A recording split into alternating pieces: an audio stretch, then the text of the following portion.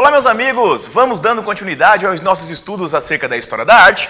Faz um tempo já que nós estamos saindo, nós saímos da Europa, né? Estamos passeando pelo mundo, nós já demos uma volta pelo Oriente, passamos pela China, depois nós passamos pela Índia, nós já viemos para a América e na América nós já andamos aqui sobre toda a parte da América Latina, né? Nós tínhamos ali, passamos pela América Central, onde nós tivemos a arte dos povos astecas, dos povos olmecas, viemos aqui para a América do Sul, onde nós tivemos aqui também a arte dos povos incas, ou seja, nós estamos na América. E como estamos na América, hoje nós vamos falar de um aspecto da arte que é pouco explorado, né? Hoje nós vamos falar sobre a arte dos povos nativos da América do Norte, a arte nativa da América do Norte. Interessante, meus amigos, a gente falar um pouco a respeito desses povos da América do Norte. São pouco abordados e geralmente quando são abordados, eles são abordados dentro de uma imaginação, dentro de uma mística envolvendo a criação, principalmente por Hollywood. Nós temos que na América do Norte existe uma quantidade muito grande, isso falando apenas dos Estados Unidos. Falando apenas dos Estados Unidos, nós temos uma quantidade gigantesca de povos que viviam na América do Norte. Na verdade, aqui nos Estados Unidos nós temos aqui que eram povos principalmente seminômades. Eram povos seminômades no início. Com a entrada de rotas comerciais, nós temos que esses povos que viviam na América do Norte eram praticantes de comércio entre si, essas várias tribos, haviam muitas relações de comércio e através dessas relações de comércio acabaram ficando, como eu falei, seminômades. Por quê? Porque eles tinham um território, como vocês podem observar, essas imagens coloridas demarcam os territórios dos povos nativos dos Estados Unidos. E nesse quesito, eles tinham uma área grande de atuação. Nós podemos observar aqui que essas são o visual principal desses povos nativos, dessa questão principalmente dos Estados Unidos. Nós temos aqui que corresponde justamente àquela mítica criada pelo cinema, pelo cinema hollywoodiano, onde nós temos a figura do índio, né? Durante muito tempo, meus amigos, nós temos ali que o cinema hollywoodiano contribuiu para a criação de uma visão do indígena norte-americano como sendo sempre um indivíduo maléfico, como sendo sempre um indivíduo traiçoeiro, um indivíduo que devia ser extirpado, que devia ser destruído principalmente pela cavalaria, pelo exército americano. Isso acontece ao longo do século XIX. Esse extermínio que foi feito pelos dos povos indígenas pela cavalaria americana, acontece ali ao longo do século XIX. Sobre o porquê de Hollywood construir essa mítica, a gente comenta mais à frente. Mas o que nos interessa, pessoal, é que esses povos viviam principalmente em território. Quando nós temos a introdução do milho através de comércio realizado com os nativos da América Central, eles vão se tornando mais sedentarizados, eles vão se tornando mais territoriais. Mas, meus amigos, nesses povos aqui que viviam aqui ao longo principalmente dos Estados Unidos, mas ao longo da América do Norte, uma coisa se destaca. Se destaca principalmente o objetivo do que eles tinham da vida, né? Seu principal objetivo de garantir a sobrevivência, eles viviam principalmente da caça do búfalo. Atenção, esse aqui é o búfalo, mas o búfalo norte-americano, que também é chamado bisão. Esse animal, gente, é um animal gigantesco, cara. Vocês não têm condição, não têm ideia do tamanho que é esse animal. Esse animal é muito grande. Ele alcança quase 2 metros de altura, é um negócio, assim, monstruoso mesmo, é gigantesco. Esse bisão, o búfalo norte-americano, não confunda ele com aquele búfalo que nós temos aqui no Brasil. No Brasil foi introduzido também animal que também é chamado de búfalo, mas esse animal que nós temos no Brasil, ele foi introduzido vindo da África. Não é esse animal aqui que é nativo da América do Norte. Bom, olha só, compare. Esse aqui é o bisão norte-americano, que é o búfalo norte-americano. Aquele lá, meus amigos, estão vendo lá no cantinho lá, esse é o búfalo que existe aqui no Brasil, principalmente ali no Marajó, na região ali da ilha de Marajó, onde nós temos a deliciosa mussarela de búfala, que é uma delícia. Esse animal aqui, ele veio da África para cá, ele foi introduzido aqui na África, enquanto isso, no norte, né, na América do Norte, existe esse animal nativo, tudo bem? E aqui, pessoal, nós temos que ao longo da vida desses povos norte-americanos, esses povos indígenas americanos, né, o nativo americano, vão surgindo figuras de grande destaque ao longo dessa história, né? Nós não vamos nós não vamos nos focar em muito mais além sobre a história dos povos nativo-americanos, né? Não é esse o foco, mas a gente tem que saber essa questão ali do que está acontecendo nesse momento. Saber ali que surgiram grandes personalidades nesse momento, surgiram grandes heróis, grandes chefes tribais, né? Nesse momento. Nós temos aqui, eu acho muito interessante porque os povos nativo-americanos, eles têm como não só os povos nativos do norte dos Estados Unidos, ali nessa questão, mas todos os povos nativos, eles têm uma relação muito forte com a natureza, não é verdade? Eles têm uma convivência muito forte com a natureza. Aqui nessas várias tribos indígenas que nós estamos falando, não é diferente. Nesse quesito, nós temos então que entender que surgiram grandes chefes que atuaram nessa questão, dessa liderança. Meus amigos, esse animal, o búfalo, o bisão, né, o búfalo, ele era justamente uma das principais fontes de vida, que nós temos ali desses povos que viviam nos Estados Unidos, né? Dessa forma, nós temos essa relação, uma relação construída de respeito e uma caça que era feita, mas não era uma caça excessivamente predatória. Claro que, não sejamos ingênuos, onde existe grupos humanos, existe a destruição da natureza. Existe a destruição da natureza. Essa ideia é uma ideia idealizada de que nós vivemos em comunhão plena com a natureza. Isso é uma ideia idealizada, porque onde existe grupo humano existe a destruição, né? Agora existe uma destruição predatória, uma destruição plena, uma destruição mais controlada, uma destruição mais em parcimônia, uma destruição mais respeitosa, que era feita nesse momento. Os povos nativos, essas várias tribos que viviam da caça do bisão nas planícies, caçavam ali o que era necessário para alimentar a tribo. Cara, vocês já imaginaram quanto tempo é necessário de ficar sem caçar esse animal aqui depois que ele é abatido? Né? Porque ele pesa, gente, toneladas. Né? É muito pesado esse animal aqui. E aí, quando ele é abatido, ele oferece alimento por uma quantidade de tempo para a tribo, assim, por muito tempo, né? Então não é feita uma caça predatória. O animal bisão, que quase entrou em extinção, não é por causa dos indígenas. Mas isso a gente fala daqui a pouco. Olha só, pessoal, por que eu estou falando isso? Porque nessas tribos surgiram grandes chefes, grandes heróis, que se tornaram grandes lendas para as tribos indígenas. Tudo o que eu estou falando para vocês, pessoal, nesse momento, essa visão é a visão da tribo indígena.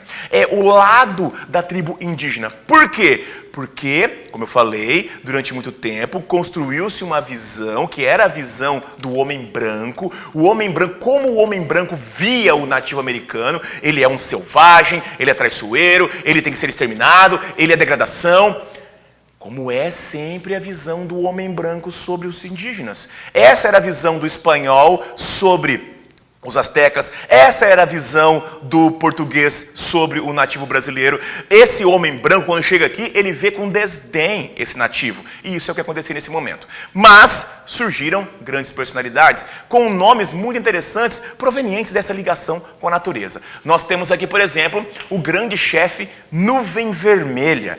Esses chefes, essas personalidades, estes heróis que surgiram nessa história dos povos norte-americanos, está relacionados ao momento de combate, ao momento de embate, a guerra que existiu entre o homem branco e o homem vermelho, né? Como eles mesmos se definiam como homens vermelhos. Aqui nós temos o grande chefe Nuvem Vermelha, certo?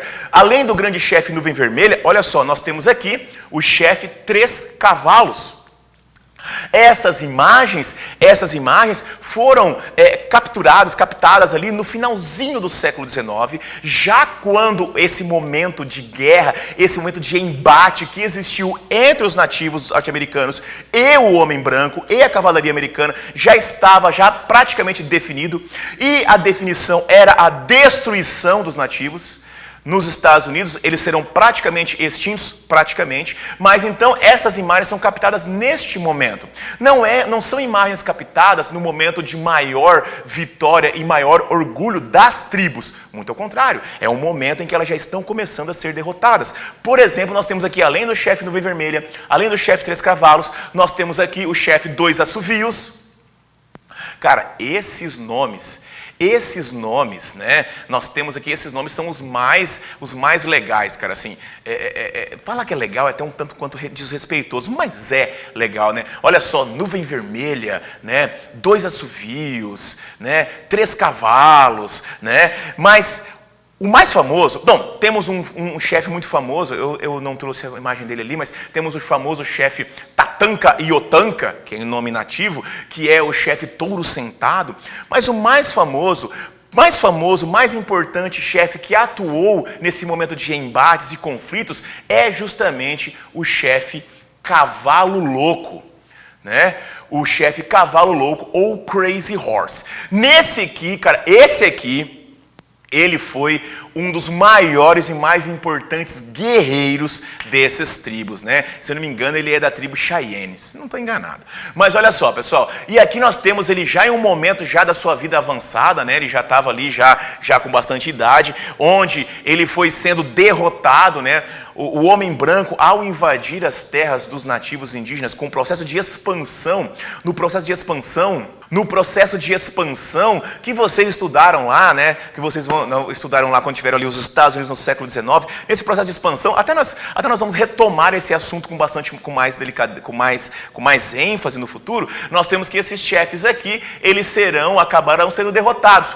Cavalo Louco, ele é uma figura tão importante na história dos povos norte-americanos, que para ele está sendo construído um monumento, está sendo construído o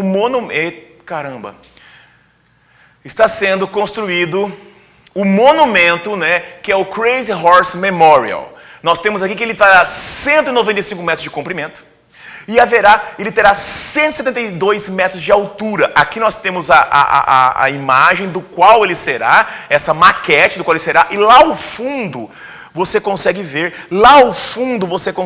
justamente a montanha que está sendo esculpida para dar a imagem do grande chefe Cavalo Louco. Ela está sendo esculpida nos mesmos modelos que nós temos lá no famoso Mount Rushmore, onde nós temos ali os notórios presidentes americanos esculpidos na pedra. Aqui nós temos que está sendo esculpido o Cavalo Louco, certo? E ele vai ficar pronto ali, se eu não me engano, só mesmo em 2030, se não estou enganado. Mas olha só, ele será dessa forma. Gente, 195 metros de comprimento. 172 metros de altura, será a maior estátua que nós temos ali esculpida desse gênero. Bom, esses indivíduos, esses chefes, como eu comentei, eles foram heróis para os indígenas. Eles foram grandes personalidades para os indígenas que atuaram nas chamadas guerras indígenas, que aconteceu desde 1778 a 1890. Então, olha só, pessoal, deste período nós tivemos que os indígenas e os homens brancos entraram em combate. Olha a quantidade nessa imagem, pessoal, essa quantidade de tribos, de povos que existiam na América do Norte, nos Estados Unidos. Aqui você consegue imaginar, ter uma ideia de quanto que havia dessa questão, dessa quantidade, dessa grandiosidade de povos. E vão sendo, paulatinamente, gradativamente, esses povos vão sendo enviados, espalhados, enxotados para o oeste cada vez mais. E aí, pessoal, como nós veremos em nossa aula de História Geral, quando eles são colocados em reservas, né, cada vez mais reservas, aí eles vão sendo tirados de reservas até chegar no momento em que eles são praticamente colocados nas terras menos produtivas de todos os Estados Unidos. Praticamente, não é todo mundo que está nessas terras, né? Mas geralmente são desertos, geralmente são terras com bastante carência, terras bem pobres. E sabe qual foi uma das técnicas utilizadas? Qual foi uma das técnicas utilizadas pelo governo americano para conseguir enxotar essas tribos cada vez mais para o oeste, durante as guerras indígenas, uma das armas utilizadas pelo governo dos Estados Unidos é justamente a matança indiscriminada de búfalos. Os búfalos, pessoal, eles atrapalhavam, como vocês podem observar aqui, eles atrapalhavam, né, o progresso das linhas férreas, porque o búfalo é um animal tão grande, cara, que se o trem não passava por cima, tá ligado? O trem não conseguia atropelar, ele passava por mas chegava uma hora que juntava tanto cadáver de búfalo ali, que o trem tinha que parar. Muitas vezes problemas mais graves aconteciam. Então o que acontecia? Os americanos pagos, né, pagava-se, os Estados Unidos, o governo americano pagava um X valor por cadáveres de búfalos. Cara, tem um dos personagens famosos da história dos Estados Unidos, folclóricos, é o Buffalo Bill, que segundo a tradição, ele matou mais de 10 mil búfalos, só um cara. Você fala assim, professor, não matou não. Isso é uma das pilhas de crânios de búfalos mortos. Os caras ganhavam aqui, olha só, tá vendo? Isso aqui, gente, não dá para saber, cara. É impossível você nortear a quantidade de crânios de búfalos que nós temos mortos só nessa imagem. Então, gente, é impossível a gente conseguir saber, mas isso foi uma das estratégias utilizadas para poder saber, para poder expulsar esses nativos, porque sem alimento, os nativos não conseguiam, né, ficar no local, e aí, como eu falei lá no começo, muitos deles viviam principalmente da caça do búfalo, né? Dessa forma, então, eles vão umas armas utilizadas. Nós temos aqui, pessoal, que no processo de guerras indígenas, vamos voltar aqui no processo de guerras indígenas, 89% das tribos nativas americanas serão mortas no final das guerras indígenas. Por isso que aqueles indivíduos são importantes. E justamente essa visão que se tinha, que é construída, e depois uma visão... Gente, como é que você faz? Eu comentei no começo que o cinema construiu uma visão de que os nativos eram traiçoeiros, de que os nativos eram horríveis, que os nativos eram tudo isso. Por que você precisa fazer isso? Como é que você justifica que você exterminou 89% de uma população nativa? Tem que ter um motivo, e o motivo é construir uma visão de terríveis, traiçoeiros e cruéis. Professor, mas tinha os que fizeram crueldades? Claro que tinha, mas também tinha a cavalaria americana, por exemplo. São vários os relatos de que tribos nativas, onde os guerreiros da tribo saíram para a guerra, né? Os guerreiros saíram para a guerra, os nativos saíram para a guerra, deixando na tribo mulheres, crianças, idosos. E não é nenhum e nem dois os relatos da cavalaria americana ir nesses locais, sem os guerreiros, locais só estão mulheres, idosos e crianças, e matar todo mundo. Limpeza étnica. Os Estados Unidos fez praticamente um processo de limpeza étnica. Qual a etnia? O indesejado. Qual é o indesejado? O nativo. Correto? Claro, quando nós falarmos sobre história geral, nós vamos aprofundar essa questão ainda mais. Mas o final da conta é esse, extermínio. E o que isso tem a ver com a arte, professor? O que isso tem a ver com a arte? Isso tem a ver porque a arte dos povos da América do Norte não era vista como arte até o período de virada do século XIX. Para o século XX. Por quê? Porque essa visão de que esses nativos não são produtivos, a visão de que os nativos são cruéis, a visão de que eles são degenerados, a visão que se tinha sobre o nativo era uma visão totalmente de que o nativo era incapaz de produzir qualquer coisa. Aí como é que você vai dizer que esse nativo é incapaz de produzir qualquer coisa, mas ele produz arte? Então, nós temos que a arte só vai ser vista como arte, o processo de cultura material, o processo de fabricação de instrumentos, o processo de fabricação de cerâmica, de pintura, de processos com obras de arte em forma de penas, isso só vai ser aceito a partir da virada do século XIX para o século XX, correto? Por quê? Porque a mentalidade começa a mudar um pouco a respeito disso. Nesse quesito, então, pessoal, a arte que era produzida por esses indígenas, essa arte produzida pelos povos da América do Norte, essa arte produzida pelos nativos da América do Norte, era para atender também necessidades cotidianas. Elas não eram somente pelas questões estéticas. O indivíduo nativo da América do Norte não fazia uma pintura para deixar belo o local. Essa pintura, ela tinha uma utilidade do cotidiano. Ela existia para atender uma necessidade cotidiana. Essa pintura, geralmente, ou melhor, essa arte geralmente está ligada à política, ao poder e à espiritualidade. Essas artes que estamos vendo aqui, elas existem dessa forma, geralmente para mostrar quem? Os líderes da tribo usam determinados mantos, os chefes, os xamãs usam determinados cocares, os caciques, né, o poder político, eles usam determinadas vestimentas, eles possuem determinados cetros, ou seja, é uma arte que ela não é apenas para atender questões estéticas. A arte desses povos da América do Norte como um todo não é somente para atender a estética. Ela é uma arte produzida para atender necessidades cotidianas, produzidas para atender uma ligação com o poder, uma ligação com a política e a ligação com a espiritualidade. Dessa forma, entendendo dessa maneira, nós vamos falar das principais tribos e das principais formas de arte que essas tribos produziram, né? Nós vamos falar quais são os momentos mais em destaque que essas tribos nos produziram. Bom, comecemos justamente aqui por uma tribo que ficava situado no sudeste. O sudeste dos Estados Unidos, nós tínhamos aqui a tribo Cahokia. Nessa questão da tribo Cahokia, nós temos aqui que eles produziam famosos adornos feitos de cobre, principalmente esse prato que está praticamente destruído aqui, né? Nós temos aqui, pessoal, que nesses adornos, nessas obras realizadas pela tribo Cahokia, nós temos aqui o grande pássaro. Você pode observar que é uma constante. Aqui nós temos aqui uma escultura do grande pássaro, certo? É um ser lendário das divindades, um ser das divindades nativos dos Estados Unidos, dos povos norte-americanos.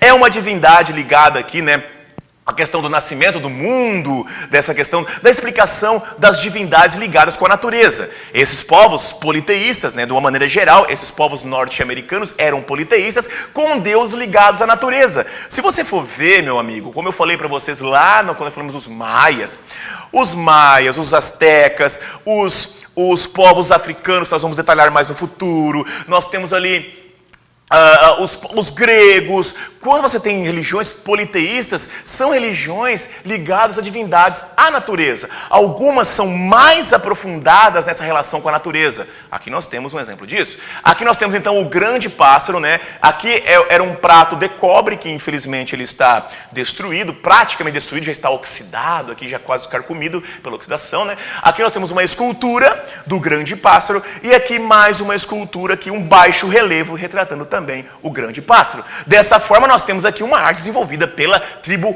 Cahokia, que ficava na região sudeste. Essas questões nós temos que dividimos aqui por regionalidade, né? Por regionalidade, os principais pontos artísticos de cada região dessa América do Norte. Nesse quesito então, nós temos aqui, além da tribo Cahokia, nós temos mais no extremo norte.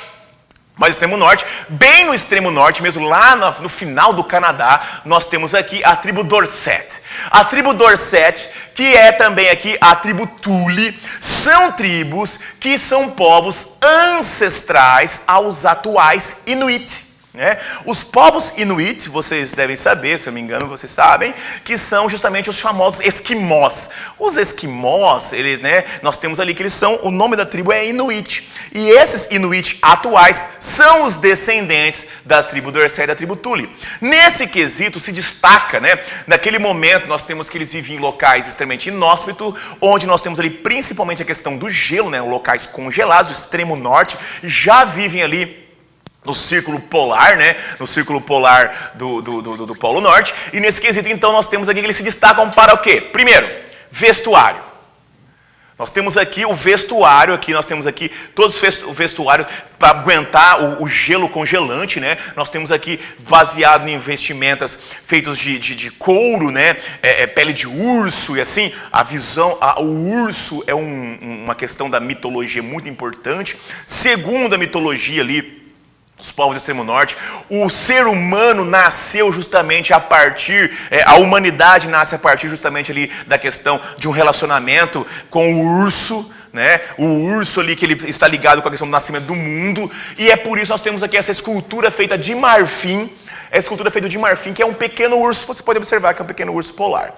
Aqui, essa escultura, que nós temos nas tribos Tule e na tribo Dorcé, é que está falando aqui, ó, pequenas esculturas. Por que pequenas esculturas? Porque eles eram nômades. Se você lembrar, quando a gente falou lá da questão das tribos bárbaras que invadiram o Império Romano, eles também faziam pequenas esculturas, por quê? Porque eles eram nômades. Como é que o cara vai fazer uma escultura da divindade do urso, o urso místico, né? O urso místico, que eu falei para vocês, um dos deuses é o urso deles. Vou fazer uma escultura de um urso místico de tamanho real, 2 metros de altura, e como é que o cara vai carregar esse negócio depois?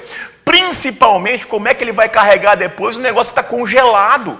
Os caras andam lá no Polo Norte, tudo congelado, neve. Então, são pequenas esculturas. Para que essa pequena escultura? Para que ele fosse abençoado, para que ele tivesse sucesso na caça, para que ele não fosse atacado pelo grande perigo da região que é o urso. Então, toda essa questão envolvendo ali, como eu falei, a arte dos povos da América do Norte está envolvendo ali utilidades cotidianas, utilidades de religião, aqui no caso, né? Aqui, praticidade. Praticidade, porque eu preciso fazer uma roupa para que eu possa sobreviver, resistir ao frio. Vou fazer um negócio que seja bonito, então. Essas padrões geométricos nós podemos observar aqui, esses padrões geométricos. Aqui também, padrões geométricos aqui, além de elementos imitando aqui o corpo humano, a forma humana. Então, esses são os elementos artísticos mais importantes das tribos que ficam mais ao extremo norte, que eram a tribo Dorset e a tribo Tule. Além disso, nós temos aqui do noroeste. A tribo aqui do noroeste, pessoal, é uma das formas artísticas. Uma das formas artísticas que eu mais acho interessante desse período é a da tribo Chilkat. Aqui, pessoal, ao noroeste, a tribo Chilkat, o que se destaca nessa arte das tribos Chilkat é justamente aqui os cobertores cerimoniais. Esses cobertores cerimoniais, nós podemos ver aqui mais uma vez aqui, ó. Aqui nós temos peixes, aqui nós temos aqui o jaguar o puma, na verdade, perdão, na região ali é o puma. Nós temos aqui os animais, né? Aqui vocês podem observe, nós temos aqui esses dois chefes vestidos com os cobertores. Por quê? Porque esses cobertores só eram utilizados, era um sinal de liderança, de poder. Gente, não era isso, tá bem? Não era isso, mas uma espécie de coroa. Tá? O mesmo símbolo que a coroa tinha, ela não é uma coroa, beleza? Mas é o mesmo símbolo. Quando você vê a coroa na cabeça do cara, você sabe, ó, aquele cara lá é o rei, aquele cara manda. Quando você vê um cobertor aqui, ó, nas costas, você fala, esse cara manda, esse cara é o chefe das tribos Chilkat, era esse o símbolo. Uma outra coisa interessantíssima, uma coisa fantástica que nós temos aqui, era que na elaboração do cobertor cerimonial, nós tínhamos justamente ali a questão da igualdade de gêneros. Por quê? Esse cobertor aqui, por exemplo, que era de um chefe, ele vai ser inspirado, primeiro que ele é inspirado pelas divindades, né, para poder elaborar esse desenho. O homem elabora a pintura, o homem elabora o desenho, ele faz o desenho. Inspirado pelos ancestrais, tal. Aí, né, gente, deixa a seu critério você imaginar aí como é que ele se inspirava para entrar em contato com os ancestrais, tá?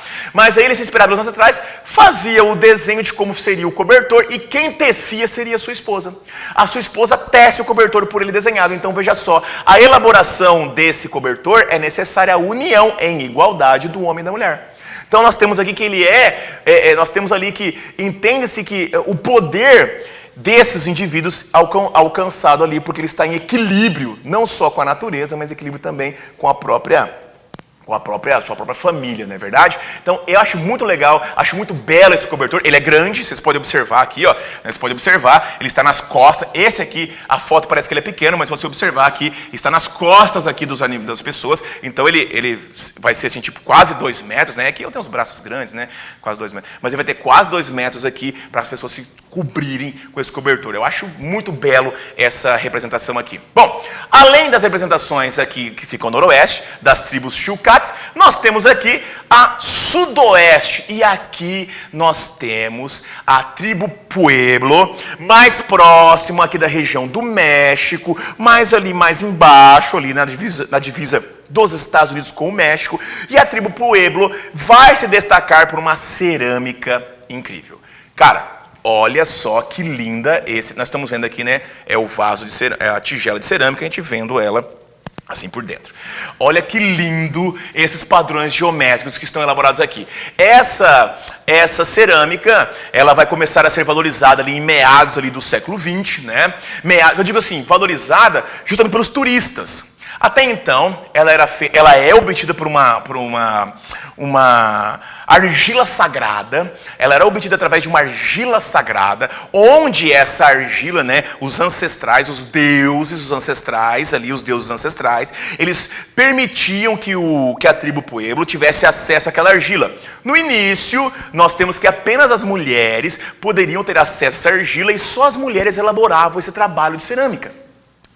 Por que eu falo que no início? Porque com o passar do tempo, essa cerâmica começa a ser valorizada como peça de arte. Vários turistas vão querer adquirir esse processo dessa cerâmica Pueblo e vai chegar uma hora que a demanda não vai mais dar conta. Então mais pessoas vão ser obrigadas assim não, né? Eles vão acabar atuando na elaboração, na fabricação dessa cerâmica. Dessa forma, com o passar do tempo, hoje, por exemplo, nós temos aqui que praticamente todos os indivíduos da tribo estão envolvidos na fabricação da cerâmica aqui, da cerâmica sagrada aqui das tribos Pueblo. Mas nós vemos aqui vários elementos, é uma cerâmica extremamente refinada, você pode observar. Ela é muito refinada. Nós temos aqui as linhas geométricas muito bem definidas, o colorido muito bem definido. Claro, né, gente, que ela não é da mesma maneira, não pega nem o vácuo do colorido da cerâmica inca. Lembra que nós falamos nas nossas últimas aulas? Cerâmica inca, um colorido, mas essa cerâmica não deixa nada a desejar, a não ser as cores, que vocês podem observar, não são assim cores vivas, cores vibrantes, como eram na cerâmica inca, mas não deixa nada a desejar. Um outro ponto, gente, uma outra forma de arte das tribos norte-americanas, que é extremamente interessante, que é maravilhosa mesmo, é muito interessante, muito bela, os tribos das grandes planícies. Aqui nas grandes planícies nós temos os Sioux, né? As tribos Sioux, os Apache que viviam naquela grande planície. E cara, olha que legal. Como eram tribos das grandes planícies, você tem aqui o manto narrativo. Esse aqui, pessoal, vocês podem observar, é uma pele de animal, né? Uma pele de animal. Provavelmente essa aqui é uma pele de bisão, né, trabalhada e tal, então esse treco aqui gigante, é muito grande isso aqui, pessoal. E aí, se você observar, você vai ver que aqui se destaca uma figura muito importante nesse relevo, nesse manto narrativo. Você consegue ler ele da direita para a esquerda, como ler, por exemplo, uma história em quadrinho. Você pega uma história em quadrinho, você vai lendo lá, tal. Não, perdão, uma história de mangá. História em quadrinho, você lê da esquerda para a direita. Os quadrinhos, quero dizer. Aqui você lê da direita para a esquerda como mangá japonês. Mas olha só, pessoal, o que tem a ver isso aqui? Repare que nós temos cavalos para todo lado. As tribos das planícies valorizavam muito a questão da ligação dos nativos, né, dos indígenas, com esse animal. O cavalo, pessoal, ele vai ser introduzido na América do Norte pelos espanhóis, não é nativo da América do Norte, como vocês bem sabem. Uma das armas utilizadas pelos espanhóis para conquistar os povos da América Central foi o cavalo. Depois ele se espalha, chega até a América do Norte, né, o cavalo. Ele praticamente vira um animal nativo nas planícies americanas. Tanto é que ele vai acabar se incorporando a essa visão mítica de integração da natureza com as tribos das grandes planícies, principalmente os Sioux. Os Sioux, pessoal, aqui nós temos a vida de um guerreiro Sioux. Para que ele, quando ele passa pelos rituais de passagem, quando ele cumpre as metas, quando ele consegue fazer a sua grande vitória e se transforma num homem, se transforma num guerreiro, né? Essas tribos antigas tinham essa questão do ritual de passagem, para você deixar de ser criança e virar guerreiro. Quando ele cumpre esse ritual, quando ele vira um guerreiro, ele vai realizar essa pintura contando a sua trajetória. Ele vai contar aqui todas as fases que ele teve na sua vida. Olha só, nós temos uma linha narrativa aqui, você consegue ver. Aqui nós temos uma outra linha narrativa aqui, ó. Aqui uma outra linha narrativa. Aqui uma outra linha narrativa. E aqui uma outra linha narrativa. Então, 1, 2, 3, 4, 5, 6 linhas narrativas. Se eu contei direito. 1, 2, 3, 4, 5. 5 linhas narrativas. Reparem, aqui nós temos os locais onde a pele ela foi amarrada, esticada e curada, né, no sol, para que ela ficasse assim, enquanto ela estava fazendo esse processo de cura ali, tal, que ela estava fazendo esse curtido, estava sendo curtido, não é cura, é curtir. Enquanto o couro estava sendo curtido, ele pinta a história da sua vida, certo? Até aquele momento, e depois ele vai ampliando, né? Então, pessoal, essa forma de pintura, essa forma de narrativa, que era muito comum em todas as partes do mundo. Você vai ver que em vários lugares do mundo nós temos esses relevos, essas pinturas que vão ali justamente contando a história do indivíduo, do povo, do evento. Isso é muito comum. Para nós encerrarmos nossos estudos de hoje de povos da América do Norte, ou melhor, de arte nativa da América do Norte, nós temos aqui os povos das Ilhas Haida. Aqui, pessoal, as Ilhas Haida fica bem aqui dentro desse quadradinho aqui, ó, esse quadradinho vermelho aqui, bem nesse cantinho aqui, ó, já no Canadá, né? Nós temos o Canadá, as tribos que lá os Inuit vão viver aqui, mais ou menos, no extremo norte, né? E aqui nós temos as Ilhas Haida. Nesse local, pessoal, se destaca aos objetos de arte feitos pelo clã Águia Colvas. Né? O clã Águia Colvas, ele é famoso porque, meus amigos, nós temos que nesse local dessa ilha, eles são os nobres, os líderes, né? As famílias e seus chefes faziam os totens. As famílias, como símbolo do poder da família, símbolo da grandiosidade da família, ele fazia os totens. O que é o totem? O totem é você esculpir uma árvore inteira. Uma árvore inteira. Você escolhe lá uma árvore específica, nós vamos ver aqui um totem daqui a pouco, é uma árvore específica e você esculpe ela inteiramente com todos os elementos narrativos da sua família, com todos a importância ou grandes feitos da sua família. Bom, nesse aqui, pessoal, que nós podemos observar, esse aqui é o totem da Casa Estrela, tudo bem? Ele foi realizado aqui no século XIX e ele possui 11 metros e 36 centímetros de escultura. Ele foi vendido e está hoje na Inglaterra, num colecionador inglês. E aqui, pessoal, nós temos aqui os vários elementos. Aqui, de baixo até em cima, nós temos 11 metros e 36. Muito bem. Ele era maior ainda quando estava no Canadá, ou melhor, estava ainda nas Ilhas Haida. Por quê? Porque essa parte que vocês estão vendo aqui, os anéis, ó, 1, 2, 3, 4, 5. Temos 5 anéis. Correto? Mas, segundo a tradição, existiam 9 anéis. Foi cortado, provavelmente, para o transporte para a Inglaterra. Outro detalhe, pessoal, nós temos aqui algumas figuras. Aqui nós temos esse totem, ele foi construído porque ele foi esculpido para narrar um evento de uma adoção. A família Estrela estava adotando uma menina, ela estava sendo incorporada como membro da sua família. Foi feito esse totem e ele ficava na entrada da casa, da tenda da família, ali mostrando esse momento importante da história da família. Aqui, pessoal, nós temos que a importância, o momento, o ser mais importante do totem está embaixo. O grande corvo. O grande corvo, essa imagem aqui, ó, né? Aqui eu coloquei imagens dele recortadinho para a gente poder ver. Aqui nós temos o grande corvo, e o grande corvo tem, né, dentro de suas asas uma figura humana, uma figura masculina. Professor, como você sabe que é uma figura masculina? Não tem enfeite nos lábios, não tem piercings, né, nos lábios, que as tribos nativas utilizam esses elementos, a body art há muito tempo. Como não tem piercing nos lábios, nós temos que ele é um grande corvo. Esse totem foi esculpido em uma árvore de cedro. Ela é uma árvore vermelha, avermelhada. Nós temos aqui o grande corvo, essa parte de baixo, correto? É o ser mais importante. O grande corvo já faz referência lá no começo, nossa primeira forma de arte, que é o grande pássaro. Mas aqui é uma adaptação para a regionalidade, o grande corvo. Acima do grande corvo, nós temos essa outra imagem aqui. Essa outra imagem aqui, você pode observar que é um urso, que está aqui desse lado.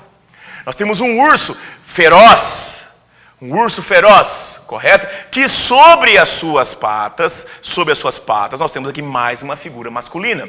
Quem são as figuras masculinas? Não sabemos. Mas são figuras masculinas. Por quê? Não há detalhes, não há nada aqui. Não há nada aqui nos seus lábios. Em cima desse urso que está com o homem, em cima dele aqui, ó, né? Grande corvo, primeiro urso. Nós temos mais um urso aqui. Esse urso aqui, ele já traz aqui na sua figura aqui, pode reparar, ele está comendo uma rã, um sapo, uma rã. E aqui nós temos um outro animal, um filhote provavelmente, pode ver que é um ursinho, aqui ó, um ursinho pequenininho, né, que está aqui sobre ele então. Nesse quesito aqui fica a parte de cima, onde nós temos que faz referência à família em si. Todos os outros elementos fazem referência já a questões da mitologia. E aqui nós temos a referência à questão da adoção ali que foi feito por a família. Nessa parte então, pessoal, veja só como que todas essas formas de arte que nós falamos, essas formas de arte que são as principais formas artísticas surgidas ali na América do Norte, estão todas relacionadas ou com atividades cotidianas, né? São utilizáveis, o manto, né? O manto de poder, pratos, cerâmicas, né? Nós temos ali que eles são ligados com o poder político, né? São ligados com a divindade, religiosidade, são ligados com a questão do cotidiano de contar o poder individual como o manto narrativo lá dos Sioux. Nesse quesito pessoal, então, nós temos então que esses são os principais pontos, são os principais elementos que nós temos que abordar, que abordamos na realidade acerca da arte surgida ali dos povos da América do Norte. Semana que vem nós ainda faremos mais uma parada em um outro continente, onde nós vamos abordar uma outra forma de arte também nativa, uma outra forma de arte que não é ainda a obra de arte europeia. Por enquanto, nós fechamos nossos estudos acerca da arte americana. Voltaremos para falar da América só no futuro. Um grande abraço, meus amigos. Fique bem. Tchau, tchau, gente. Até mais.